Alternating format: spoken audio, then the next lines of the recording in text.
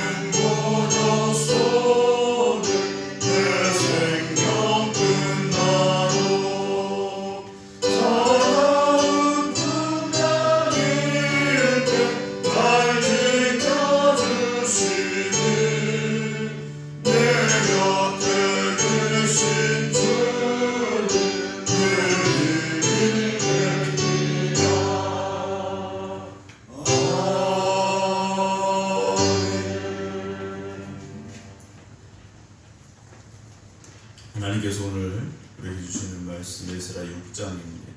6장 1절부터 12절 말씀입니다. 에스라 6장 1절부터 12절입니다. 이에 다리오 왕이 조서를 내려 문서 창고 곧 바벨론의 보물을 쌓아둔 보물 전각에서 조사하게 하여 메데도 앙메다 궁성에서 한 두루마리를 찾았으니 거기에 기록하였으되 고레스 왕 원년에 조서를 내려 이르기를 예루살렘에 있는 하나님의 성전에 대하여 이르노니 이 성전 곧 제사 드리는 처소를 건축하되 지대를 견고히 쌓고 그 성전의 높이는 60규빗으로 너비도 60규빗으로 하고 큰 돌 3켜에 새 나무 한 켜를 놓으라. 그 경비는 다 왕실에서 내리라. 또 느부갓네살이 예루살렘 성전에서 탈취하여 바벨론으로 옮겼던 하나님의 성전 금, 은 그릇들을 돌려보내어 예루살렘 성전에 가져다가 하나님의 성전 안 각기 제 자리에 둘지니라 하였더라. 이제 유브라데강 건너편 총닭 다뜨네와 스달보스네와 너희 동간 유브라데강 건너편 아바사 사람들은 그곳을 멀리하여 하나님의 성전 공사를 막지 말고 유다 총독과 장로들이 하나님의 이 성전을 제자리에 건축하게 하라. 내가 또 조서를 내려서 하나님의 이 성전을 건축함에 대하여 너희가 유다 사람의 장로들에게 행할 것을 알리노니 왕의 재산 곧 유브라데강 건너편에서 거둔 세금 중에서 그 경비를 이 사람들에게 끊임없이 주어 그들로 멈추지 않게 하라. 또 그들이 필요로 하는 것 곧 하늘의 하나님께 드릴 번제의 수송아지와 순양과 어린 양과 또 밀과 소금과 포도주와 기름을 예루살렘 제사장의 요구대로 어김없이 날마다 주어 그들이 하늘의 하나님께 향기로운 제물을 드려 왕과 왕자들의 생명을 위하여 기도하게 하라. 내가 또 명령을 내리노니 누구를 막론하고 이 명령을 변조하면 그의 집에서 들보를 빼내어 그를 그 위에 메어 달게 하고 그의 집은 이로 말미암아 거름더미가 되게 하라. 만일 왕들이나 백성이 이 명령을 변조하고 손을 들어 예루살렘 하나님의 성전을 헐진 그곳에 이름을 두신 하나님이 그들을 멸하시기를 원하노라. 나 다리오가 조서를 내렸노니 신속히 행할지어다 하였더라. 아멘. 우리가 어떤 일이든지 이렇게 계획하고 진행을 해 나가다 보면 그 과정 중에서 어려운 일들을 만날 수가 있습니다. 특별히 우리가 하나님의 일을 할 때 우리 생각에는 하나님의 일을 계획하고 준비하고 행하면 모든 것이 일사천리가 되었으면 하는 그런 바람이 있습니다. 그런데 이렇게 하다 보면 갑자기 일이 생기기도 하고 가로막히는 그런 상황을 만날 때가 있습니다. 그러나 그 일이 정말 하나님의 일이라면 하나님께서는 반드시 이루어 가십니다. 중간에 어떤 어려움이 올 수 있지만 그것 때문에 우리가 고민하게 되고 이거 계속 해야 될까?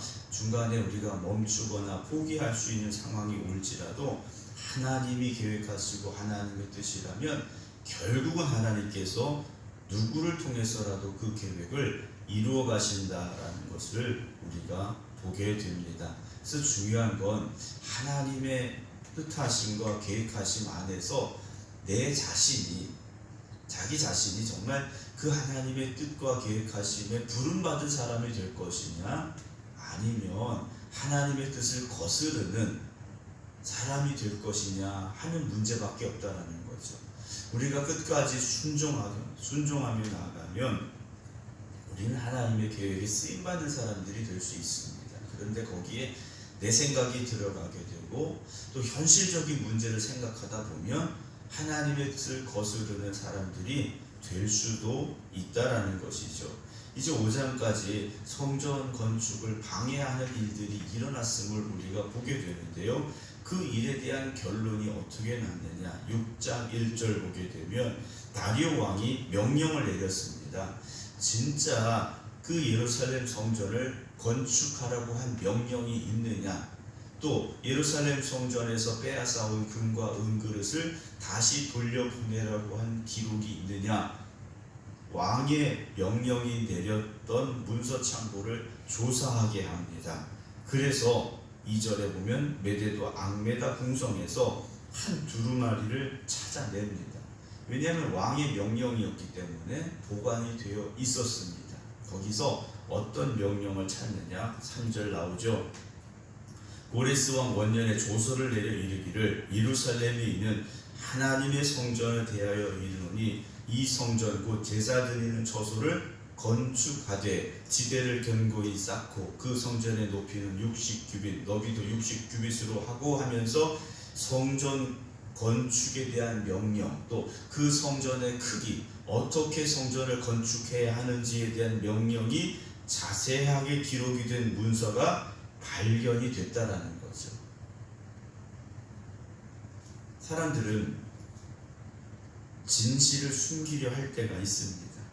거짓으로 무엇인가 일을 모사하려고 할 때가 있죠. 그런데 결국 진실은 드러나게 되어 있습니다. 제가 믿음의 사람들은 항상 진실해야 됩니다 라는 말씀을 드릴 때가 있는데요. 믿음의 사람들은 어떤 상황에서도 진실함을 잃지 말아야 됩니다. 어떤 상황을 모면하기 위해서 거짓을 말하기 시작하면 거짓은 또 다른 거짓말을 만들어낼 수밖에 없습니다. 무엇인가를 덮기 위해서 또 다른 상황을 우리는 거짓되게 만들어 갈 수밖에 없다라는 거죠. 근데 시간이 지나면 잘못된 것, 거짓된 것은요 드러날 수밖에 없습니다.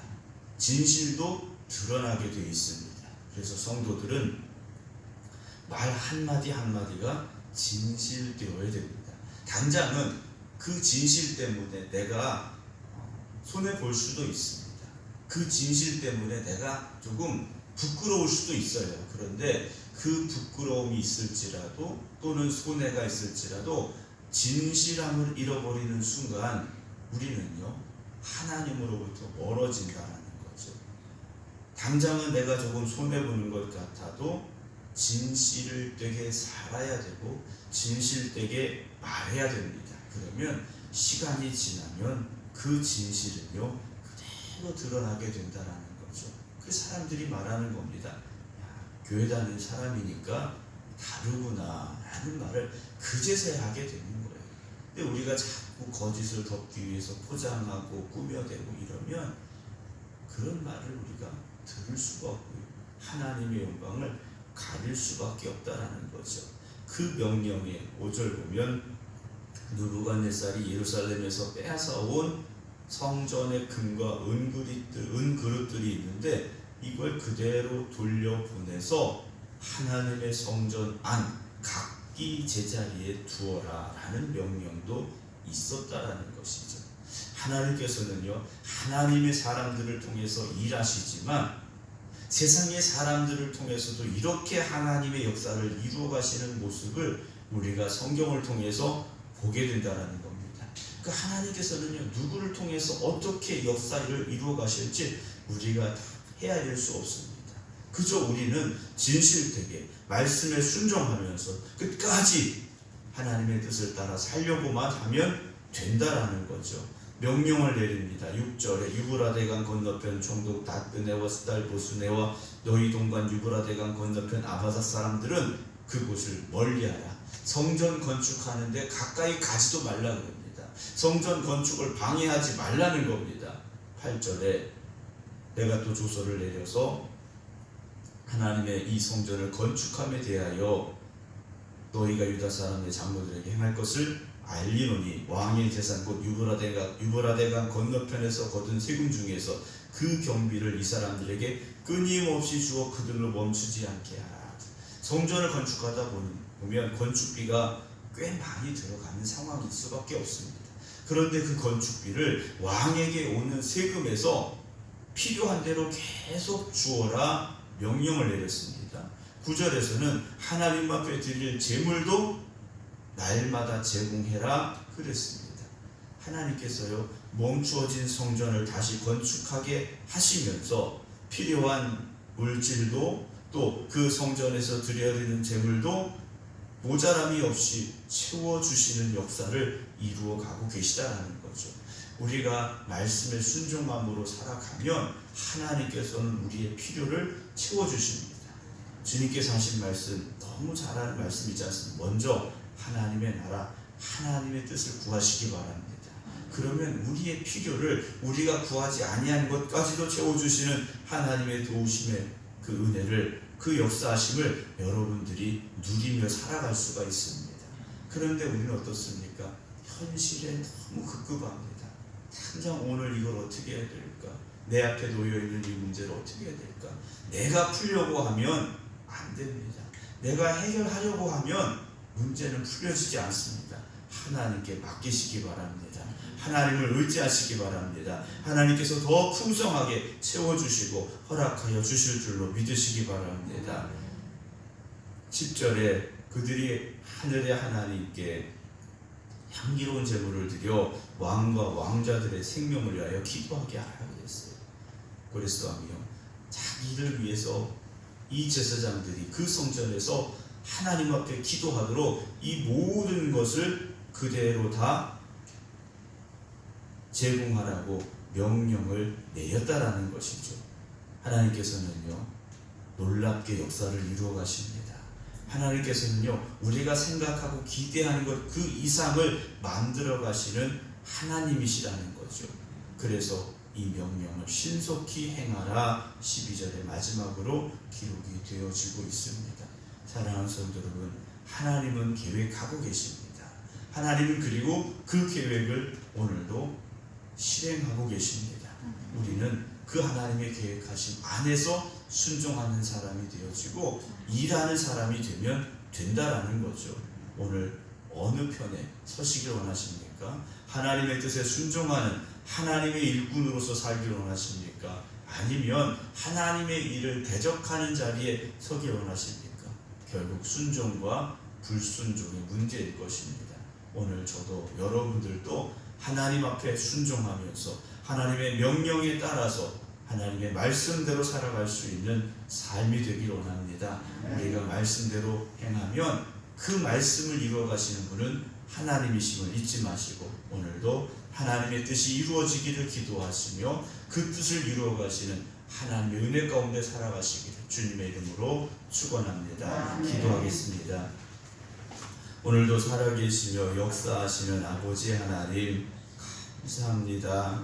하나님께서는 오늘도 뜻과 계획하심을 가지고 계시고 순종하는 사람들, 믿음의 사람들, 하나님의 백성들을 들어 쓰시려고 하시는데 오늘 우리는 하나님의 뜻과 계획하심을 깨닫고 하나님의 뜻에 따라 순종하기보다는 현실의 문제에 붙잡혀 있습니다. 당장 내 앞에 놓여있는 세상의 일들로 인하여 불순종하고 때로 하나님의 뜻을 거스르려 할 때가 있습니다. 하나님, 어리석고 부족하고 연약한 저희들이 다시금 결단하고 깨어있게 하여 주시어서 하나님의 뜻에 순종하며 하나님의 뜻에 따라 살아갈 수 있는 삶으로 변화되게 하여 주시옵소서. 그래서 우리가 계획하는 것보다, 우리가 생각하는 것보다, 우리가 뜻하는 것보다 더 놀라운 일들을 이루어 가시는 하나님의 그 역사심을 깨닫게 하여 주시옵시고 오늘도 하나님 말씀에 순종하며 살아가는